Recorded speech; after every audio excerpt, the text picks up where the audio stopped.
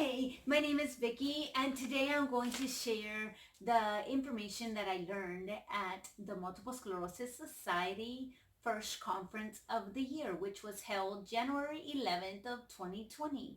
And it was reflecting on the breakthroughs that multiple sclerosis had in 2019 and recognizing the people that allowed those breakthroughs and encouraged those breakthroughs to happen.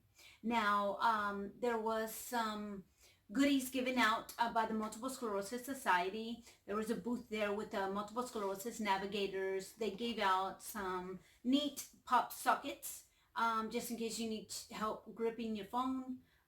These are a great little tool to help. And then also they gave out chapsticks there at the Multiple Sclerosis Conference for anyone that would like them.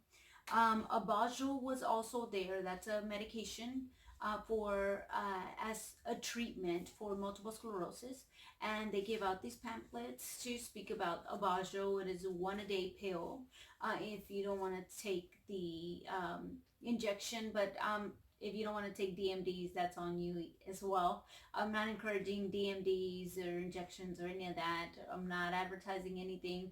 These are just Abajur was there at the conference and was giving out these booklets, helpful booklets if you need some information on them.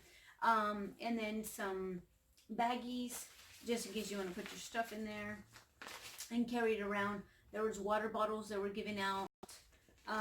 They also gave out great bicycling information and support centers card here. And then another pamphlet or flyer for another MS Society conference that's coming up in February. And Great Awareness Series 2000 information question and answer, join by phone. These are conferences on the phone. So they gave those, that flyer out of the conferences that are going to be held this year. And you can just call in. Also, there are some resources in the North Texas area, in Fort Worth, McKinney. So this is a flyer of all of the resources that are out there for us, for anyone that has multiple sclerosis. And these are completely free. There is services for people affected by MS, the phone number for the National Multiple Sclerosis Society, and their information there.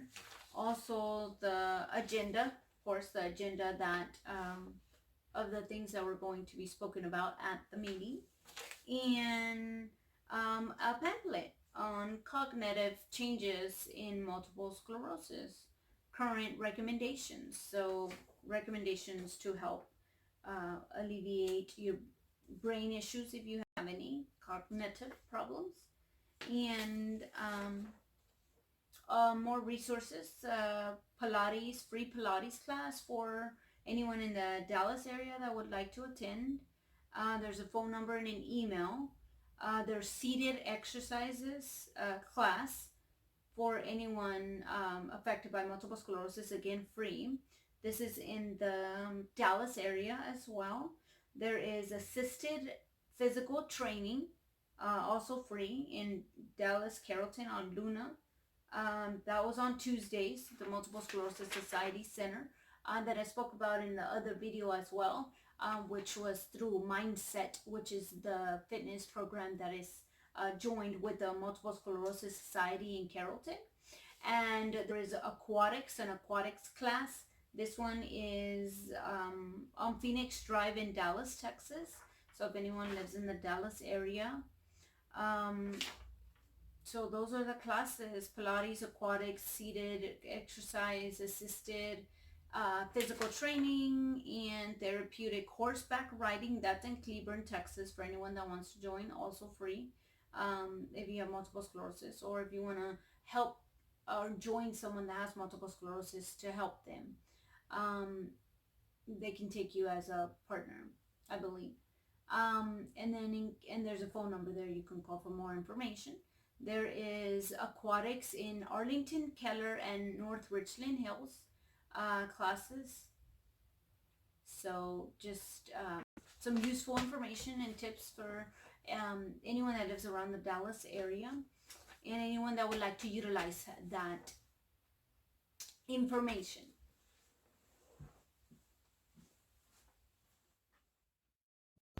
Okay, this is how the building looked when we arrived.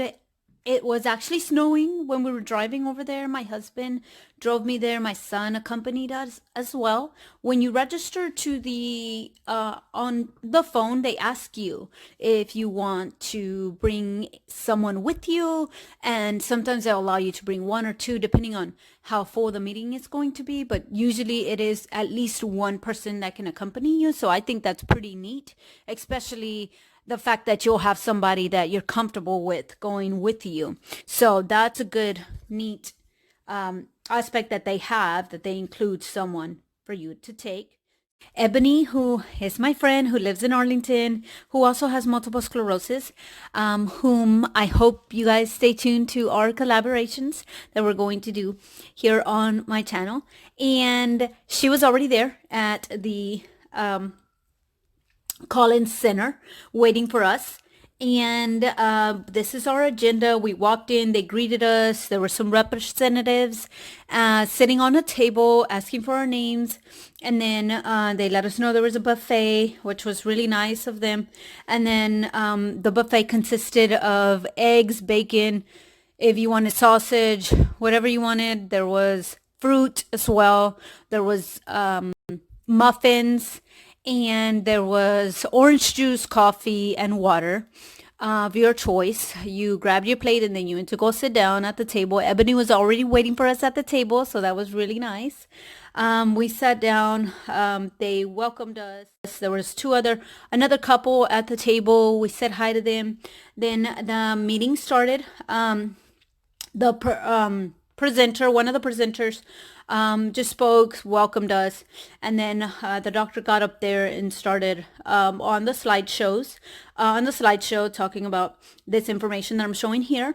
Now, the first slideshow is stating that, of course, we still do not know what multiple sclerosis is. They're working on that. There are some speculations that, yes, the genes in our bodies may have something to do with us developing multiple sclerosis, but it's still being researched because it's odd that only some people develop that multiple sclerosis, and there's more people being diagnosed with multiple sclerosis, which is pretty scary. But either way, they are still also researching the environmental factors that may be playing a factor in you actually being diagnosed with multiple sclerosis, which in fact, where I was raised, at the home where I was raised, I was told later in the years after I was diagnosed with multiple sclerosis that there was a factory that was actually, I don't know, had lead in it, and so it was demolished at one point, but there was lead in that factory. So I'm not sure if that played a factor in me actually developing multiple sclerosis or not. So they are still doing more research on those as to why people actually are developing multiple sclerosis. So that, and the doctor added that hopefully in years to come, no one is diagnosed with multiple sclerosis, and that's why they're doing these studies there. So that was nice to know. And there's other treatment options for relapsing MS are growing. And early treatment, of course, is most beneficial, is what the doctors state. So as soon as you are diagnosed, start on a treatment, not saying to start on a DMD or any treatment that's prescribed by a doctor. I'm not stating that. What I'm stating is start on something, like whether it be natural treatment or whatever works for you, but just do not ignore it like I did at one point. Either way, that's what they were stating. Well, they were just stating that, try to treat it as soon as possible. And the faster you are diagnosed, of course, they pinpoint the problem, then you can go ahead and address the problem. And so that's the best thing to do there. So they're stating. And then fewer treatment options for progressive MS. They're still searching for those, and they are underway. But that was what happened in 2019, and there are at least 350 clinical trials that include people with with progressive MS, so they're still ongoing. There's also they're researching the exercise, which I've known has helped me, and rehab. So they're trying to regulate how much exercise an individual can do, because even with exercise and natural remedies and things like that, I've found with doing my own that you have to brace yourself. It has to be catering to you, the regimen, whatever the regimen is. It's everyone is different. So then they did award Miss Stephanie Click. She is a Texas representative, House representative, and she actually passed a bill where indicating that multiple sclerosis patients can receive a actual prescription for CBD slash THC cannabinoid, which is a substance, a marijuana substance, in oil form. And there was a gentleman there who is really excited about having a actual prescription. I was not even aware of this law that passed here in Texas, so I was surprised to hear that. That passed in March. I did research that, and it was in March of 2019 that she did pass that. So something good to be aware of, at least, for our options there. And recent progress in stopping MS in 2019, what occurred. So 3 new medications. I did want to briefly speak about these medications here. Not encouraging anyone to go on a DMD or not to go on a DMD. What your treatment is, that's completely up to you. I am for natural treatments. I'm also for the DMD that I take, which is Rebif. But either way, there is 3 new pills that were approved in 2019. Maycent can also go by a different name, such as Siponimod, if I'm saying it correctly. Well, this medication is an immune system modulating therapy thought to act by retaining certain white blood cells in the body's lymph nodes,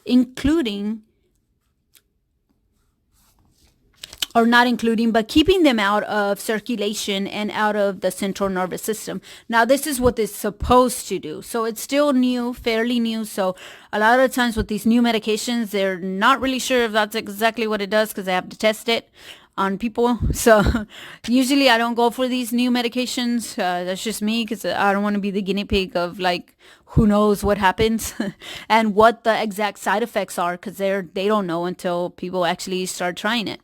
So the next medication is Cladribine, also known by the name of Mavenclad, and also sold under name brand Lustatin. Vumerity is the third medication, which can also go by the name of diroximel fumarate, similar to Tecfidera. This is a capsule taken twice daily by mouth. It has less gastrointestinal problems than Tecfidera does, which means that it still has gastrointestinal problems. And I'm guessing Tecfidera does too. I've never tried Tecfidera, but I do not want any gastrointestinal problems. No more stomach problems than I already have. So I won't be trying that. Again, I'm not encouraging any of these medications because they are new trials, and it's up to you if you want to try any new medications, or go the natural remedy route as well. That's up to you and your provider to discuss. But either way, it's good to know what is out there. These are fairly new, so it is unknown. However, it is thought to modulate the immune system response to be less inflammatory and may have antioxidant properties that could be protective against damage to the brain and spinal cord. So that would be good, but they're still making sure that that's what it does. That's the intent of this medication. That's what it's supposed to do. So there are additional therapies for relapsing MS headed for FDA approval, which is also good. A variety of options, I believe, is pretty good.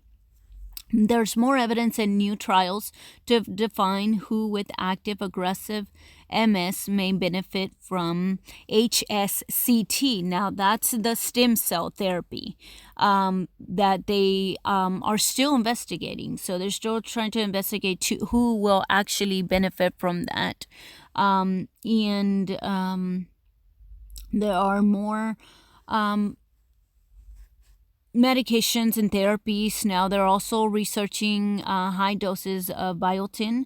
Well, actually, this is already in the pipeline. So they have discovered that high doses of biotin can help people with progressive MS. Cell-based therapies, lipoic acid, simvastatin, elsanumab, and Imbudalist are therapies that may help people with progressive MS. So that's good to know.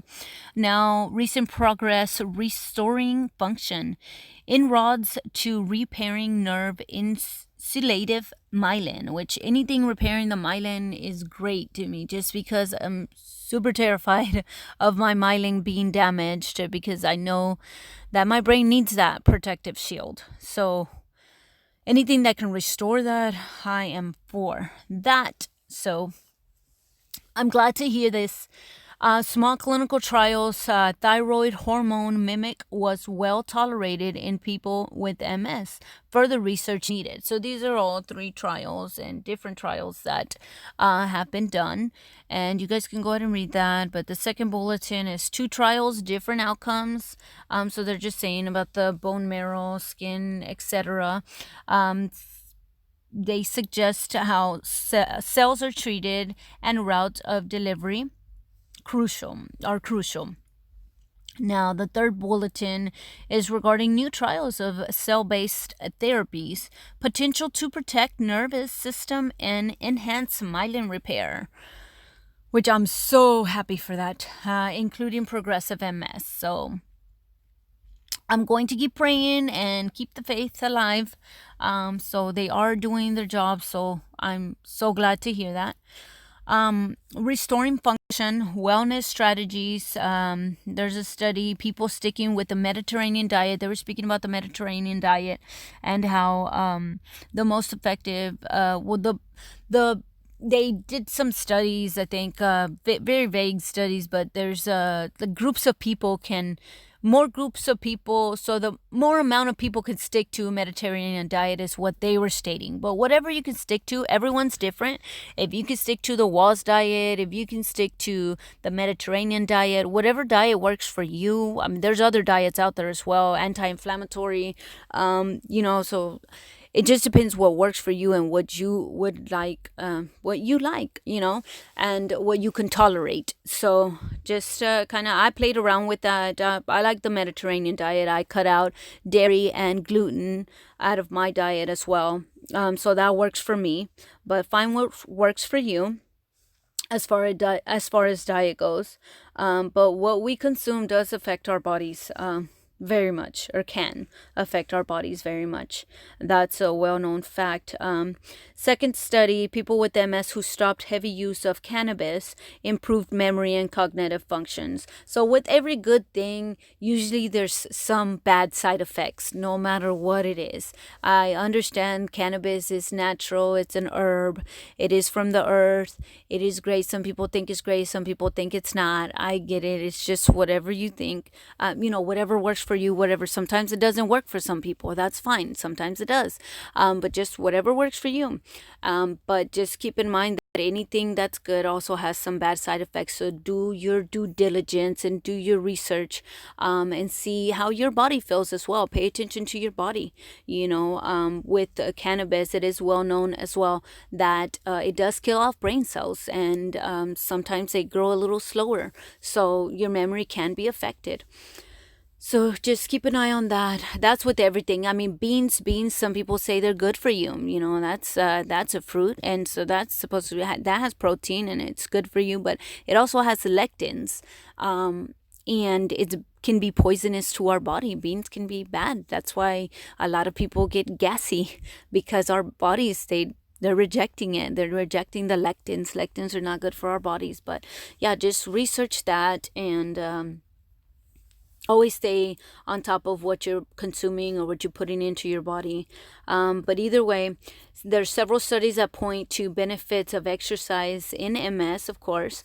There's ongoing research aims to refine the dose of benefits of specific types of exercise for people at different stages of MS. So again, tailored to the individual, to the person.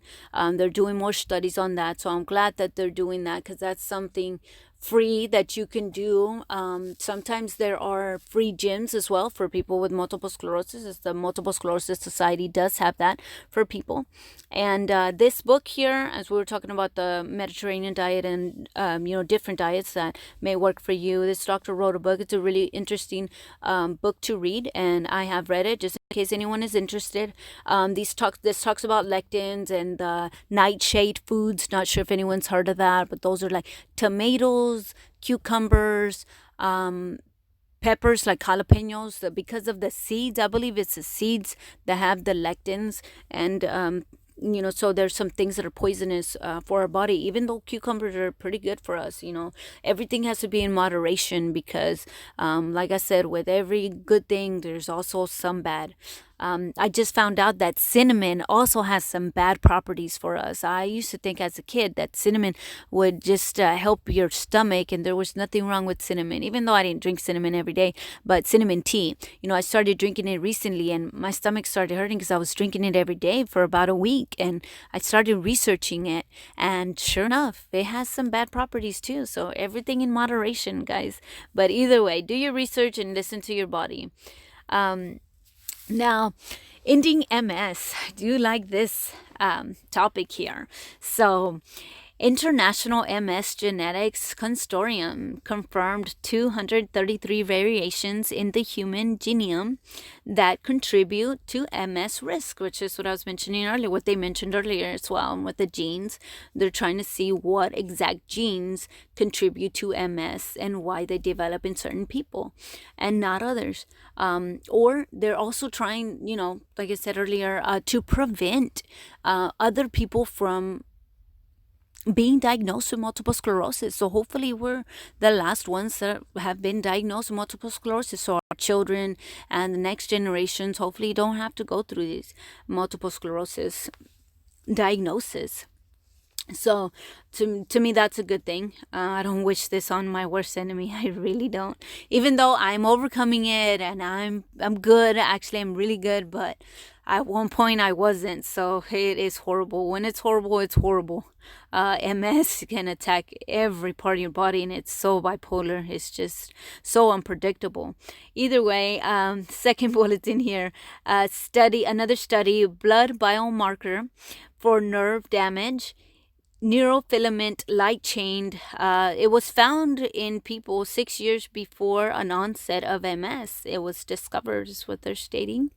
And the last bulletin here, along with others, these studies bring us closer to IDing people at high risk for developing MS and the possibility of treating MS before it starts. That's a great thing.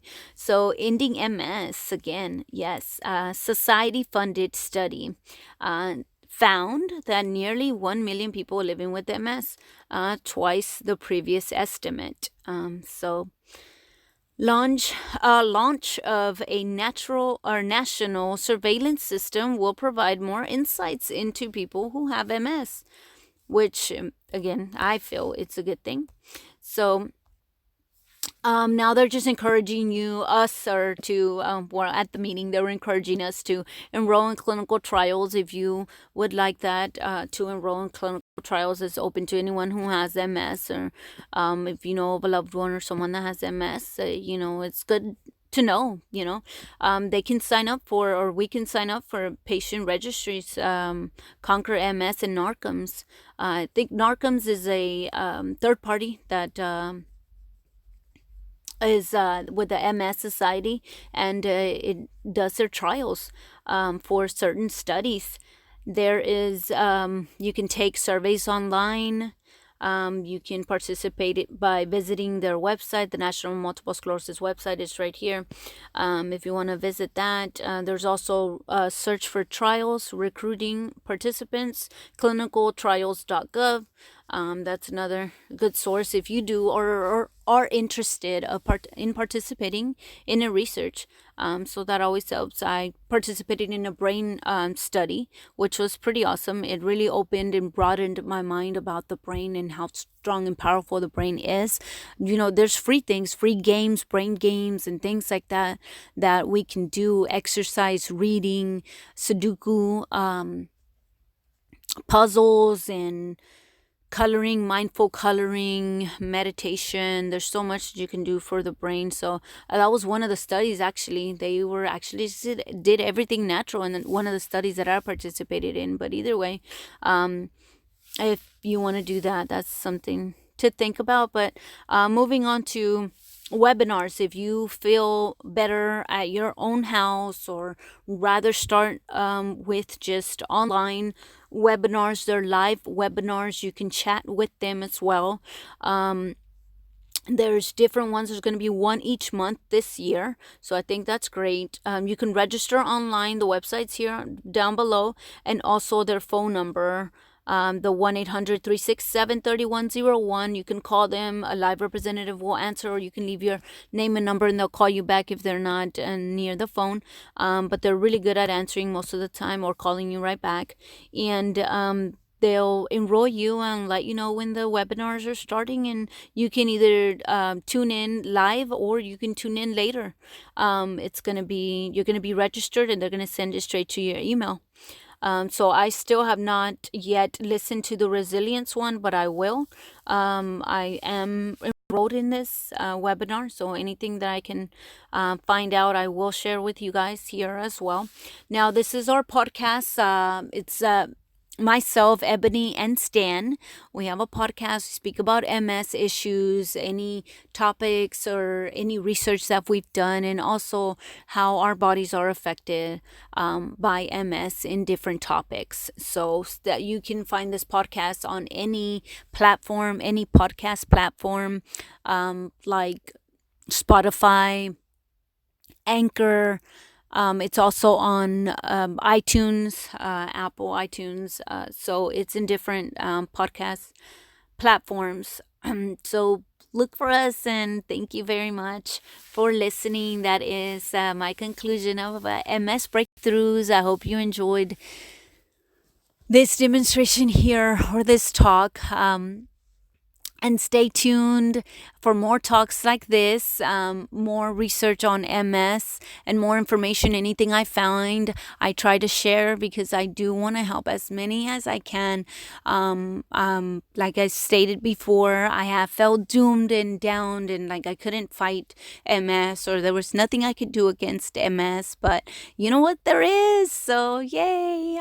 So anyways, so it is possible. Just want to let you know. Keep the faith alive, and whatever you believe in, that's awesome. So hit the notification bell and the subscribe button, share and like if you haven't already done so. Leave a comment if you wish. Thank you for listening, and have a wonderful evening.